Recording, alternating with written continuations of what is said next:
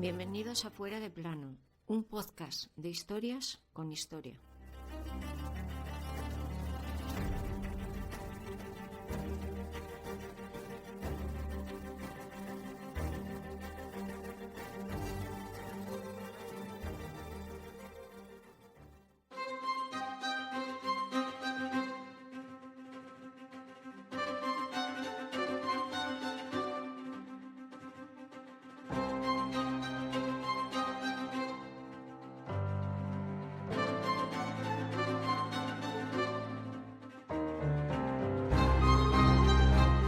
Y Cortés lloró por él, y todos nuestros capitanes y soldados, y hombres hubo entre nosotros, de los que le conocíamos y tratábamos, que fue tan llorado como si fuera nuestro padre, y no nos hemos de maravillar de ello, viendo que tan bueno era. Y decían que había 17 años que reinaba, y que fue el mejor rey en México había habido, y que por su persona había vencido 3 desafíos que tuvo sobre las tierras que sojuzgó. Bueno, pues hoy veremos si Cortés lloró o no por él. El caso es que os traemos uno de los misterios sin resolver más antiguos de nuestra historia.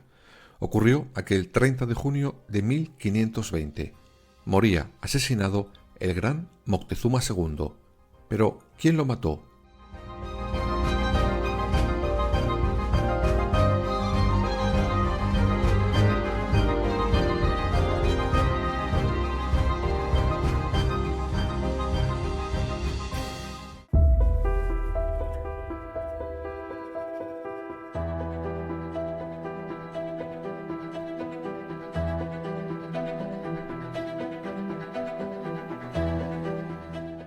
No vamos a pararnos mucho en el momento en el que Moctezuma se encuentra con los españoles, pues eso ya lo explicamos en la primera temporada. Lo que hoy nos ocupa es justo donde terminamos ese capítulo. Aún así, sí haremos una pequeña memoria para ver quién era Moctezuma. Cuando nuestro protagonista de hoy nace allá por 1467, cumplió todos los ritos que tenía que cumplir. Los astrólogos le pronostican que el dios Quetzalcóatl regirá su destino y le llaman Moctezuma o Señor Furioso, aunque le ponen el digamos apellido de el joven, pues su bisabuelo era el Moctezuma original. El príncipe crecerá entre lujos en la corte, pronto destaca como un alumno brillante, con una personalidad fuerte y una gran capacidad de liderazgo. Además, como no podía ser de otra manera, recibirá una amplia formación militar. Todo hasta 1502, cuando tiene que elegirse al nuevo líder. 6. Había más candidatos.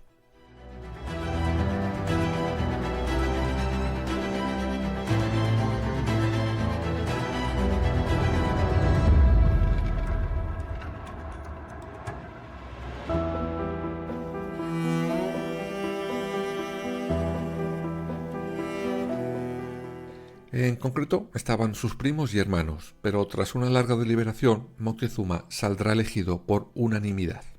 A partir de ese momento, Moctezuma, como ya os contamos en ese capítulo de la primera temporada de Fuera de Plano, dedicado al momento en el que nuestro protagonista se ve las caras por primera vez con Hernán Cortés, tendrá un reinado nada fácil. En lo interior, por ejemplo, reformará el calendario y en política exterior gozará de grandes éxitos militares, que ya contamos esa primera temporada, sobre todo el punto en el que el resto de tribus temía a Moctezuma y querían acabar con él.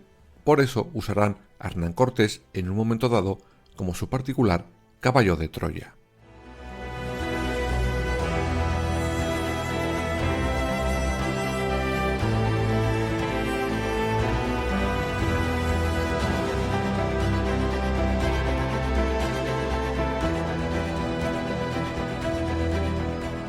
En 1519 los españoles llegan a esas tierras y ya contamos lo que hizo Hernán Cortés hasta que tuvo frente a frente a Moctezuma. Hoy nos interesa más la versión de los aztecas sobre esa visita. Cuando ese año Moctezuma recibe la noticia de que unos seres extraños, con apariencia extraña, con inventos extraños, están en la costa, manda a sus espías a que le dibujen a esos seres. Cuando tuvo esas pinturas, llamó al Consejo de Sabios para ver qué hacían.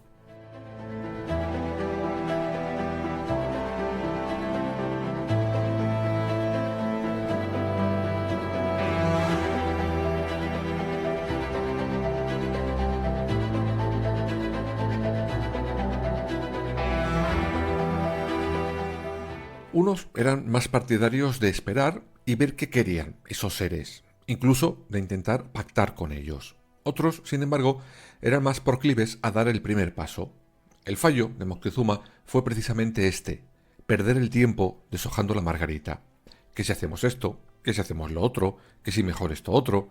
Esto dio tiempo más que suficiente a Hernán Cortés a unir a su ejército al de las tribus que querían acabar con Moctezuma, pero que no se atrevían a ir contra él de cara. Por eso, solo 7 meses después del desembarco de los españoles, el 8 de noviembre de 1519, Moctezuma y Hernán Cortés se veían, por fin, las caras.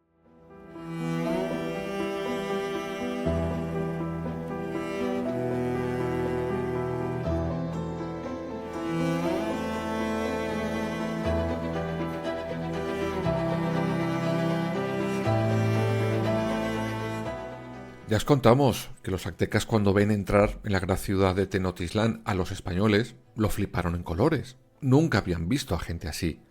Blancos, pálidos, con tanto pelo en la cara, ni esos caballos, ni esos perros de caza. Por su parte, los españoles también se quedaron atónitos ante lo que estaban viendo. Una ciudad enorme, perfectamente ordenada, llena de tesoros. Moctezuma les invitó a entrar a palacio y ese fue su último gran error. Poco después, nuestro protagonista de hoy era apresado por su invitado, Hernán Cortés.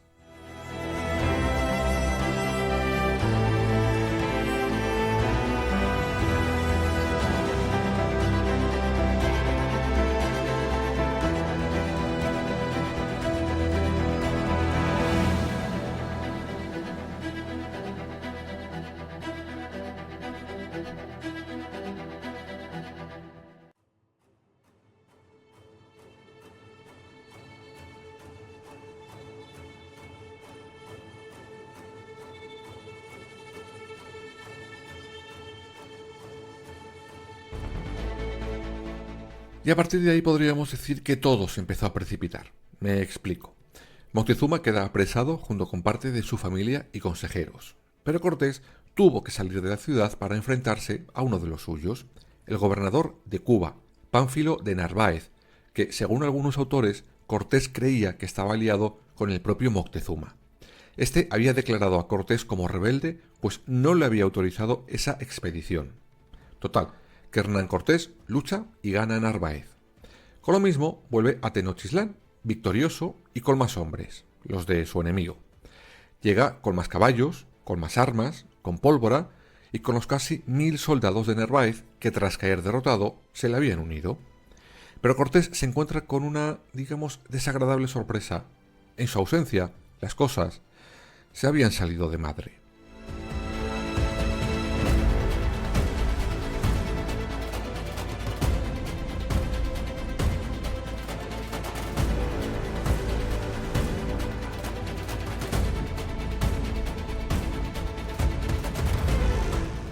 Resulta que su lugarteniente, llamado Alvarado, había decidido, masacrar a muchos de los nobles aztecas. Y claro, esa decisión había crispado un poquito a la población y tenía a los españoles sitiados dentro del palacio. Cuando Cortés ve aquello, no da crédito. Y en ese momento insta a Moctezuma a hablar a su pueblo para que depongan esa actitud y dejen el sitio al palacio, para que sus hombres puedan comer y comprar comida en el mercado, con normalidad. Sin embargo, el emperador le dice a Cortés que tururú, pero no por cabezonería, sino porque, según él, ya no tenía poder sobre su pueblo, pues estos, al verle prisionero de los españoles, habían elegido ya un nuevo líder.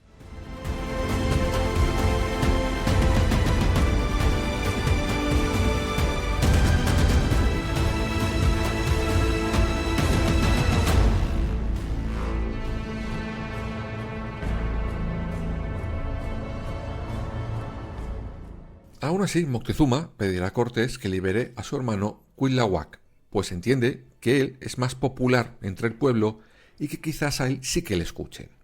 Cortés accede y libera al hermano de nuestro protagonista de hoy. Sin embargo, cuando éste sale libre, en vez de ponerse a las órdenes de los españoles, decide ponerse al frente de esa revuelta. En ese momento, Cortés decide usar su último comodín, Moctezuma.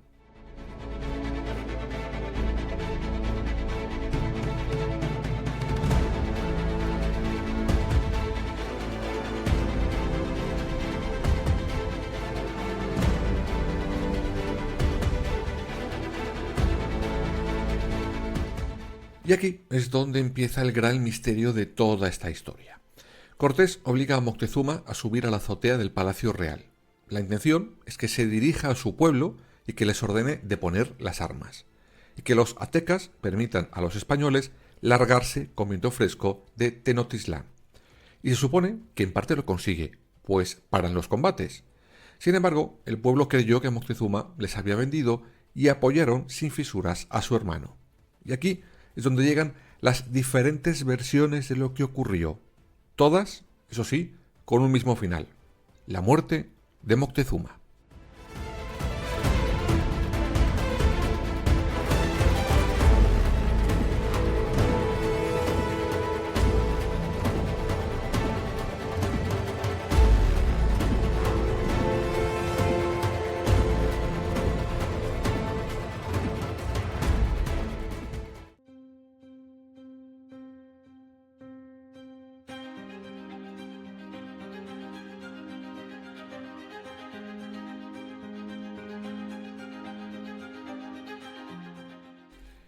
Vamos con la primera.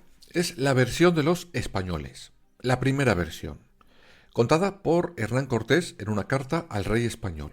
Según esta versión de los hechos, el pueblo empieza a lanzar piedras y flechas contra Moctezuma. Ellos intentan protegerle.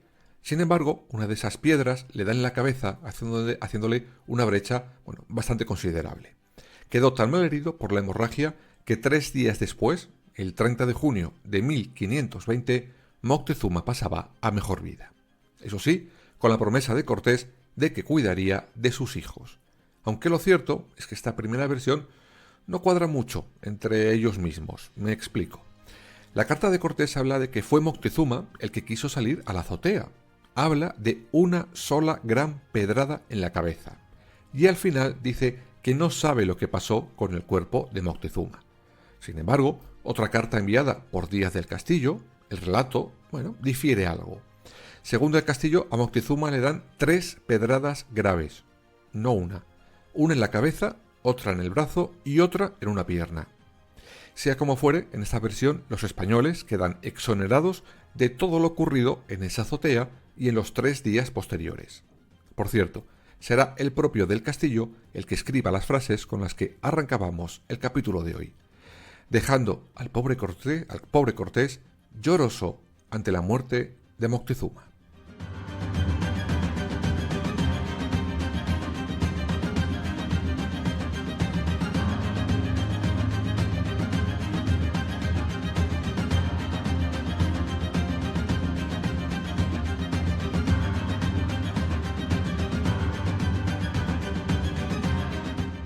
Vamos con otra versión. Esta es más o menos parecida a la anterior, pero con un final diferente. No, Moctezuma muere, no os hagáis ilusiones. Este relato procede de finales del siglo XVI. En él se dice que una vez a Moctezuma le apedrean y le hieren, esto le dejó tan deprimido que se negó a comer, beber o incluso a que le curaran las heridas, y que finalmente se fue al otro barrio. Es decir, que Moctezuma se dejó morir. Una vez más, los españoles quedaban libres de mancha en la muerte de Moctezuma.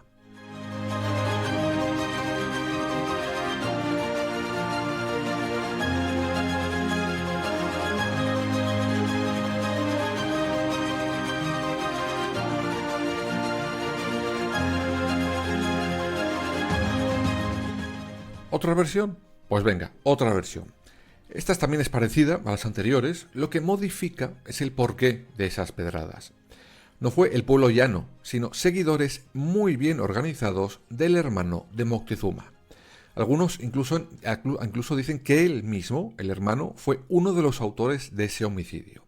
Además, añade esa versión que los motivos no fueron solo políticos, sino religiosos, pues veían ya a Moctezuma como un convertido infiel al cristianismo. Pero los españoles, eso sí, una vez más, no tuvieron nada que ver.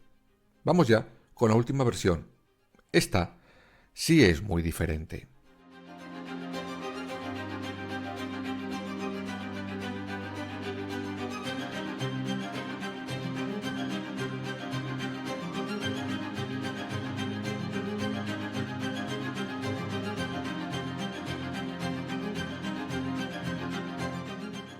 Esta es la versión contada ya por los propios indígenas a través de la tradición oral que cuenta que los asesinos fueron sí o sí los españoles, que nada de una herida de piedra ni Dios que lo fundó, que fueron a ver al emperador azteca y se le encontraron muerto, asesinado mediante estrangulación y de regalo con varias puñaladas en parte de su cuerpo.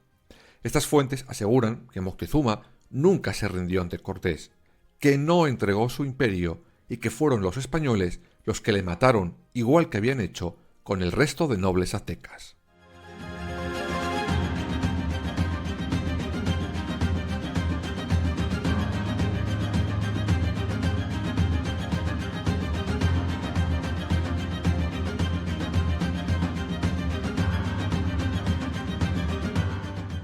Sea como fuere, el asesinato de Moctezuma no sirvió absolutamente a los españoles de nada. Lo hiciera quien lo hiciera, pues con Moctezuma muerto, la misma madrugada del 20 de junio de 1520, Hernán Cortés y sus hombres, ocultos en la noche, deciden salir por patas del palacio y de la ciudad de Tenochtitlán. Spoiler, acabó en una de las grandes derrotas de Cortés. Es lo que se conoce como la Noche Triste.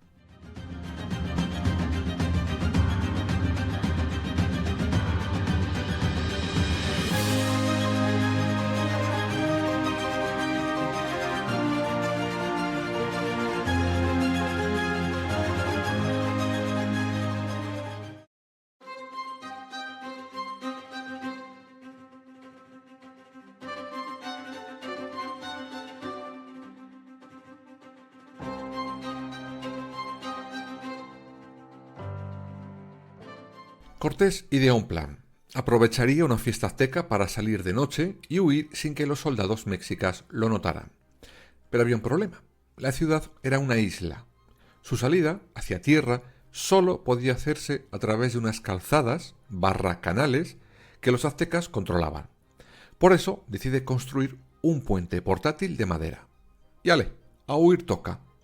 1.300 soldados españoles y otros tantos aztecas afines a ellos, además, claro está, de cantidades ingentes de oro y plata. Solo un par de kilómetros pudieron avanzar los españoles sin problema.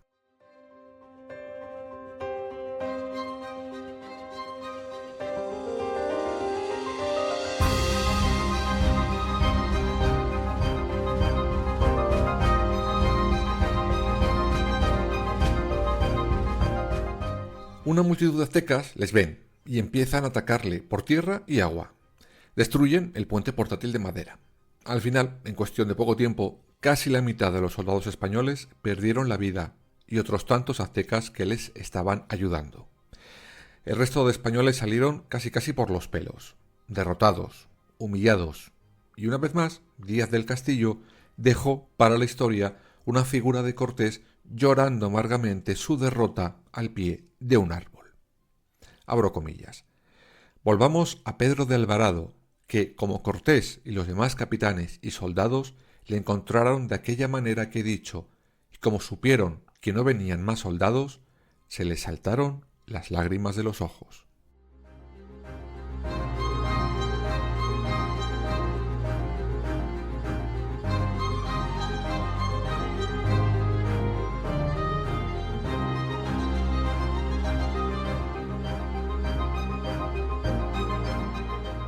Pues a pesar de que la historia nos ha planteado a Hernán Cortés casi como una plañidera, llorando primero por la muerte de Moctezuma y después por su derrota, la verdad no parece que fuera eso. No hay pruebas que acrediten ese sentimentalismo de Cortés. Hoy os hemos planteado las diferentes versiones del que sigue siendo un misterio sin resolver. Vosotros, como siempre, decidís con cuál os quedáis. Solo un pequeño apunte más, algo que ya hemos dicho en este podcast alguna vez. Se suele decir que la historia la escriben siempre los ganadores.